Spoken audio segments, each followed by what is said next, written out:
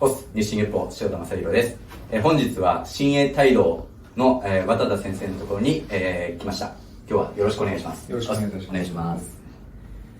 で、今日すごい一番来たかった場所なんですけども、なかなかちょっと撮影まではできず、で、何度かここにお邪魔させていただいて、そのM会を見させていただいたり、で、僕が今日一番ここに来たかった理由としては、その合気道でも今やっぱり広めるために、どんどん稽古のやり方っていうのが変わっていっ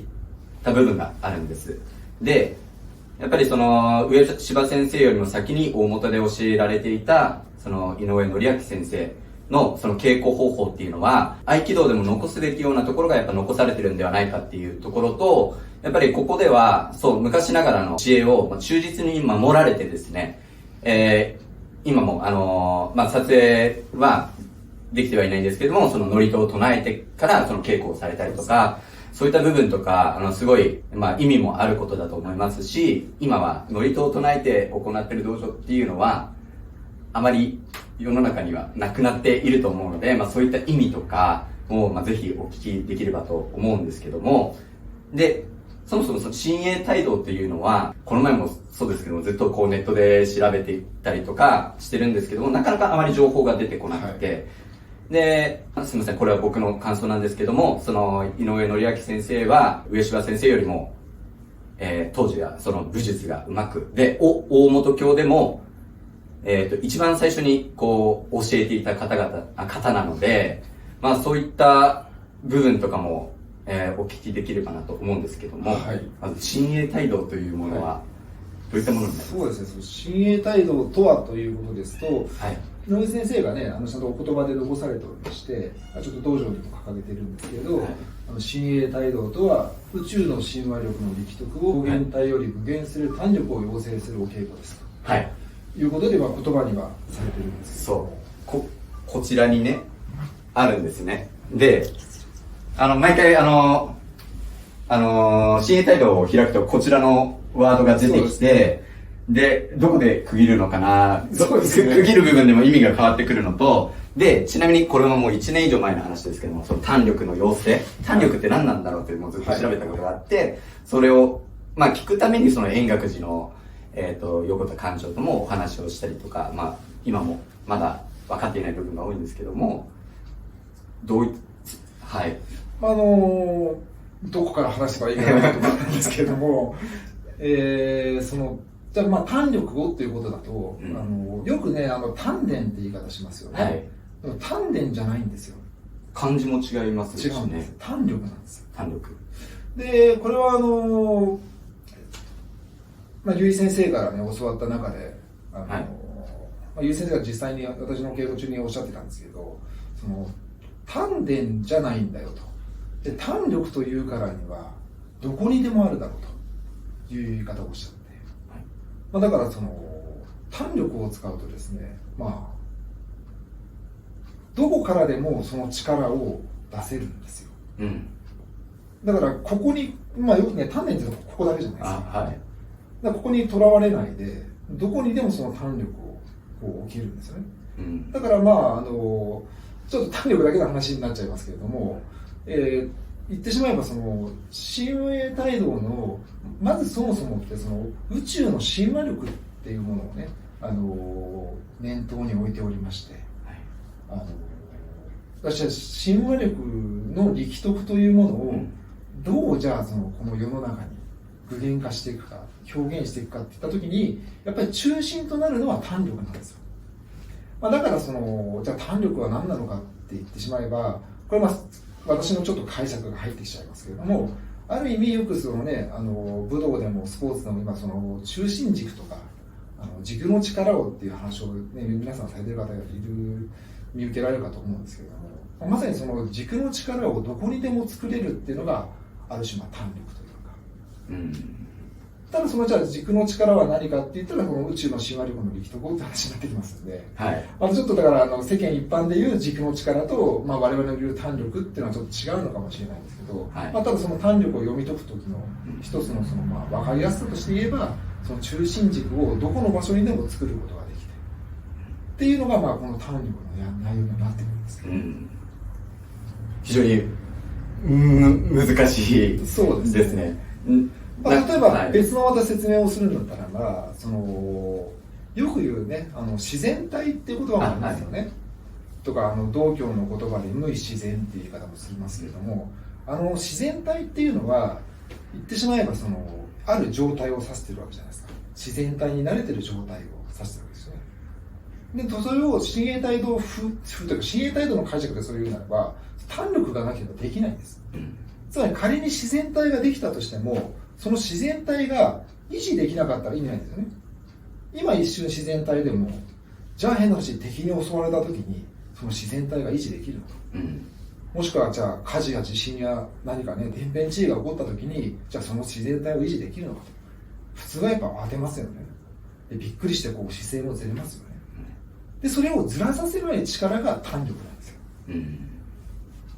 でどんな時にでも悪いしですね、そういう自然体の状態でいられるためのその胆力を鍛えましょうっていうのが親衛隊道の目的でして、それがまただからその胆力に通じてきますので、だからやっぱりその丹田とはもう根本的に話が違うんですよね。だからむしろなんか気持ちというか、どちらかというとそちらの方に近い。だけどその気持ちのその胆力の部分が実際のその姿勢だったりとか、もっと言っちゃえば腰の使い方だったりとか、そういうところにももう落とし込められてくるし、それだけじゃなくてその気持ちの部分にもその胆力は影響してくるし、っていうのがこの胆力の話になって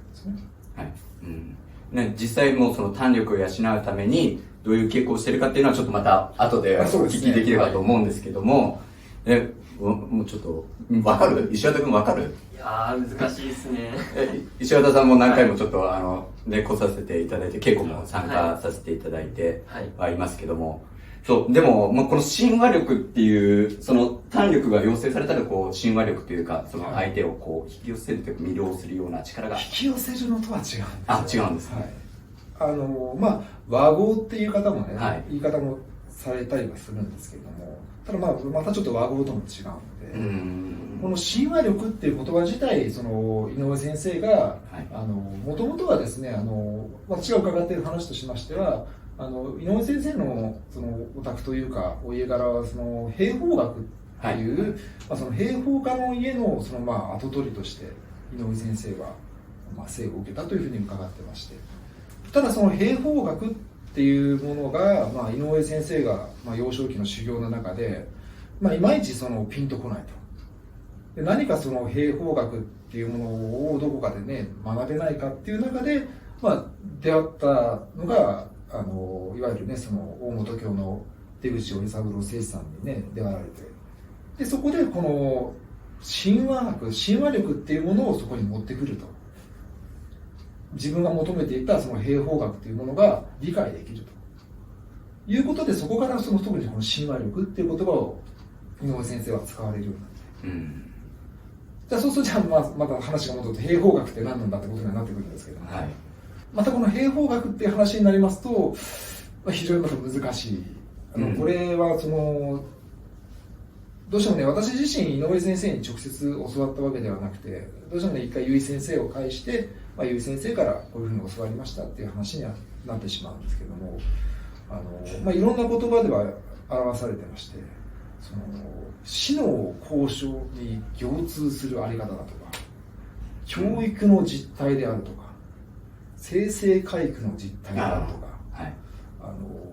いろんな例え話でその兵法学っていうものを井上先生はまた語られてまして、だからその、ある種だから宇宙の親和力っていう言い方で言葉にはされてますけれども、これはだから井上先生の一つの答えとして兵法学のある種真髄がこの宇宙の親和力の力徳のあり方だっていうことなんじゃないかなと、これはごめんなさい私の解釈になるんですけれども、そうですね、兵法学、新井さんも、ね、兵法学からずっと気になってたんで、兵法学って何かなっていう。兵法学は僕も調べましたけど、なんか孫子とかそこからの時代から始まって、その戦いの術とか書いてあるんですけども、でもちょっとなんか目指されてるものはまた変わってきてるのかなっていう。そうですね。むしろそれしかなんかあんま情報が、兵法学に関しての情報が、ネットにも出てこなくて。まあこれはだからその井上先生ご自身がおっしゃってた言葉を、まあ由井先生がいろいろ調べられて、それでまあ由井先生がこうだという話で私は聞いた話ということになるので、もう伝聞の伝聞の伝聞なんで、まあ確証があるかないかっていうのはちょっと私は分からないですけれども、ただその中でまあおそらくということでいう話ですと、まあ井上先生のおじい様という方が、はい、まあ何か特別な見つめを帯びていらっしゃる方で、でどうもその京都の御所に出入りをしていたということは、まあ変なし天皇家に何かゆかりがあるとか、はい、でまあ、その中でその兵法学というものをその天皇家に教えていたっていうのが、まあその伝聞としては伺ってますけれども、ただ何もそれはねちょっと証拠としては今残っていないですし、わからないですけど、ただ少なくてもじゃあその兵法学というものが、まあ、井上家には代々伝わっていたということは、まあ間違いないのかもしれないですけど、これも井上先生自身のお言葉で結局戦争で燃えてしまったそうなんで、家自体が、まあ、だからその何も証明できないというふうに井上先生自身由井先生にもおっしゃってたというのは由井先生から私は伺ってますので。まあ、天皇家に教えてたってことは、まあ、多分他のところでは絶対知られちゃいけないので、例えば中野陸軍の学校もそうですし、もう秘密というか、絶対公にしちゃいけないっていうのがあるんで、ただ、まあ、口述だとしても、今、やっぱり、こちらでこうやられてる傾向内容っていうのは、やっぱり昔ながらの教えをこう守られてるっていうような感じが、したので、まあ、実際昔は大名の跡取りにしか教えなかったというふうに言われてますので、まあ、だから変なし次男三男は本来やってはいけないし、ましてだから平民なんかもやってはいけないという、まあ、ただそういう時代じゃないよねということで、まあ、公開されていったということですし、ただもともとはそういうね、要するに跡取りとなるその家長の跡取りとなるものだけが襲われるものだったそうですけれども、まあ、だからその兵法学に関してもどうもだからその一代こう飛び越して継承されていくみたいでして、まあ、だからおじい様からいきなり井上先生に伝えるという形で、だから井上先生の言葉でもそのおじい様にこういうふうに教わったとかいう話でいろいろ伺ってはいますけれどもね、まあ、全部伝聞ではありますけれども、印象的な話で伺っているのがまあ、おじい様のこと大変井上先生がお好きだったみたいで、おじい様の膝の上が好きだったそうなんですよ。で何かのそのおじい様の集まりの時に井上先生が、まあ、同じようにそのおじい様の膝の上に座ってずっとその話を聞いてたら途中でおしっこを漏らしたそうなんですよ。だけれどもその会が終わるまで一切席も立たずに話を聞いて、で最後まで座ってたそうなんですよ。そしたらおじい様が正しいと、よくやったと、そうなんだったら漏らしたらなんでお前漏らすんだってことになるんですけども、そうじゃなくて要するに場を壊しちゃいけない場、だからたとえ漏らしたとしても席を立っちゃいけなかったんですよ。だからそれをちゃんと井上先生が分かって立たなくて、まあそれでもやっぱりね我慢ができなかったので、まあ、漏らしてしまったわけですけども、でもそれをむしろ褒めたと、むしろよくお前はそのね自所意を分かって、この自所意って言葉もねよく使われてたそうでして、自所意ですね。その時と、所、まあところっていう時もあるし、所するの所を使う時もあるんですけども、で意が位ですよね。だからその時とそのあり方とその時の位において物事は変わるんだよと。でそれがある種その兵法学の極意の中のまた一つにあるみたいでして、常にその自所意において人はあるんだと、まあ、それがまたさっき言ったね死の交渉に共通するあり方だっていうことにつながってくるんだと思うんですけど、まあ本当にその話を聞いた時になるほどなと私は思いましたけれども、人って結局自所意しかないんですよ。つまりこれもね実際に井上先生がよくおっしゃってたっていうので、人に水をぶっかけたら怒られるだろうと。ところがじゃあその人の袖に火がついてたらどうかと。命を助けてくれてありがとうとなったと、これはだからまさに自傷医のあり方なんだと。だからね、本来人に水ぶっかけるなんて何してんだお前って話になるわけですけども、でもね、火がもし袖についてて、しかもそれをその人が分かってなかったら、その水をかけるというのはまさに命を救う行為なんですよね。っていうふうにその物事のその善悪っていうのは変わるんだって、これがだからそのまた兵法学に伝わる話で、だから非常に難しいんですけど、そうですね、戦いというところではなくて、やっぱ今の世の中にも必要で、今だったら自主医とは言わないでたら場面でとか、なんか TPO だ、はい、それ出てこなかったんですけど、に応じて、でもすみません、僕が聞いたところによると、井上先生もやっぱ身分が高いお方だと思うので、そういった方が、どこにいても、そういう、自主医に応じて、行動を変えられるっていうのは、僕がお会いしてきてる先生方で、もう、例えば7、80になったら、偉そうにする人と、そうですね。その先生の下では、謙虚に、いる方とか、やっぱいろんな方を見てきたので、そういった意味でも親和力っていうのがやっぱ通じてくるというか。そうなんでしょうね。それこそだからさっき生成回復の実態なんて話もしましたけど、結局宇宙は動いてるわけなんですよ。で、結局親和力のあり方ということで言うならば、全部それからいい方に動いてるそうなんですよ。だから全てはいい方に向かって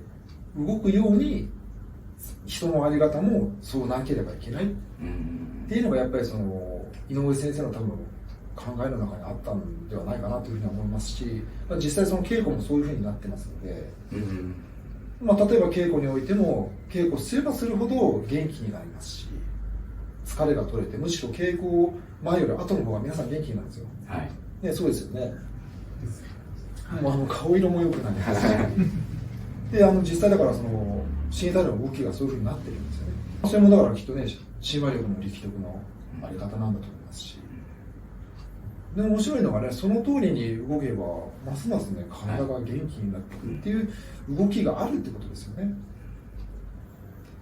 今親衛態度というものはどういうものかっていうのはちょっと分かったんではないでしょうか。で、そもそも勘違いしちゃいけないのは、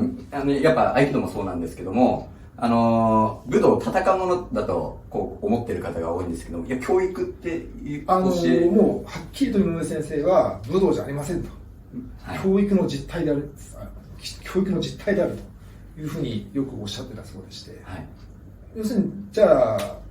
教育の実態って何だということなんですけども、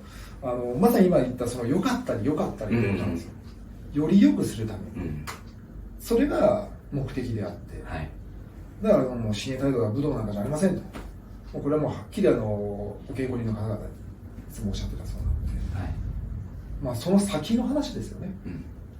良くするためにはどうすればいいのかっていうことをやっぱり実践していかなきゃいけないってことなんでしょうし、だからね、今本当に世の中迷いに迷っちゃってるところありますけれども、じゃあどうしたらね良くなるのかってことをね、別にみんなで考えてみんなでどんどん進んでいけばいいわけですよね。っていうすごくシンプルな答えではあるんですけれど、ここで稽古をして管理人さんちなみに僕も一度渡田先生にいろいろやっていただいて、なんでしょうね、最初の祝詞のところからもそうですけども、やっぱ空気が変わったりとか、あと実際身体的にも、すみません、ストレッチって言葉は良くないんですけども、伸ばされて健康になるっていうような、場面が多々あったので、そういったどういった稽古をされているのかっていうのはすみません、次回の動画でお聞きできればと思います。先生、今日はありがとうございました。